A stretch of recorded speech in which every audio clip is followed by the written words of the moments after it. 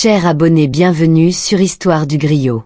Il était une fois, dans une ville africaine, vivait un jeune du nom de Jérémie, un jeune homme simple, humble et profondément attentionné, toujours prêt à tendre la main à ceux dans le besoin, même aux inconnus.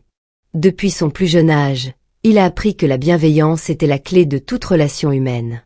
Jamais il ne se serait douté que son désir d'aider pourrait le mener à une telle tragédie. Un soir, alors qu'il rentre de son travail sur sa moto, il aperçoit une jeune femme qui fait signe de la main, visiblement fatiguée. Sans hésiter, Jérémie s'arrête. La jeune femme lui dit qu'elle se rend à Kara, à 2 kilomètres de là, dans la même direction. Jérémie, prêt à l'aider, lui propose de monter. Ensemble, ils prennent la route. Cependant, à mi-chemin, un mal étrange s'empare de la jeune femme. Elle commence à se tordre de douleur, se tenant le bas-ventre, et demande à Jérémie de s'arrêter immédiatement. Sans perdre une seconde, il gare sa moto. À peine a-t-il coupé le moteur qu'elle s'effondre dans un coma profond, son visage déformé par la souffrance. La panique le saisit. Sans téléphone, sans carte d'identité, il ne sait même pas à qui s'adresser pour prévenir sa famille. Dans un élan de désespoir, il appelle les pompiers. Quand ils arrivent, ils ne peuvent que constater le décès de la jeune femme. Du sang s'écoule de son bas-ventre, une scène qui glace le sang. Les pompiers, perplexes, sont convaincus qu'il y a quelque chose de louche, mais ils ne peuvent rien faire de plus pour l'instant. Jérémie est immédiatement arrêté et conduit au commissariat. Le mystère s'épaissit lorsque les enquêteurs lui demandent s'il connaît cette jeune femme. Après plusieurs interrogations, il reste ferme. Il ne la connaît pas, il ne sait rien d'elle. Il tente de retrouver des membres de sa famille, mais en vain. Aucun proche ne se présente, aucun indice n'éclaire le mystère de son identité. Les analyses médicales révèlent une vérité sordide. La jeune femme venait de subir un avortement clandestin qui a déclenché une hémorragie interne, entraînant sa mort.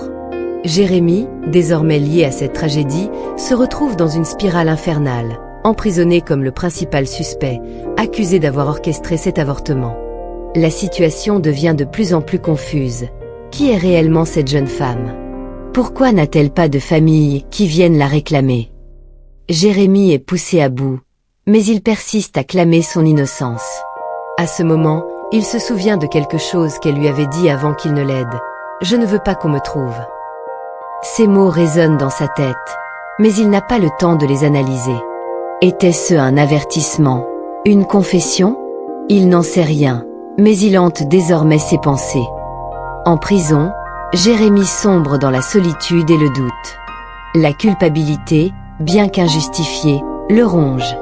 Des visions de la jeune femme le tourmentent la nuit, dans ses rêves ou dans des hallucinations, et il se demande s'il aurait dû faire différemment. Chaque nuit, il se remémore la scène. Elle s'effondrant dans ses bras, son visage déformé par la douleur, le sang coulant. Et il se demande s'il est vraiment responsable, ou s'il a été victime d'un terrible malentendu. Puis un jour, dans une de ses rares visites en prison, un agent de police lui tend un petit carnet trouvé dans les affaires de la jeune femme. À l'intérieur, des pages griffonnées à la hâte, des noms, des dates. Mais aucune explication claire. Jérémie plonge dans cette découverte, cherchant des indices qui pourraient le disculper. Chaque page semble être un puzzle incomplet. Un nom en particulier revient souvent, K, un mystérieux contact qui semble être lié à des personnes influentes. Était-ce le vrai complice de l'avortement? Pourquoi la jeune femme était-elle en fuite? Cette découverte ravive l'espoir en lui.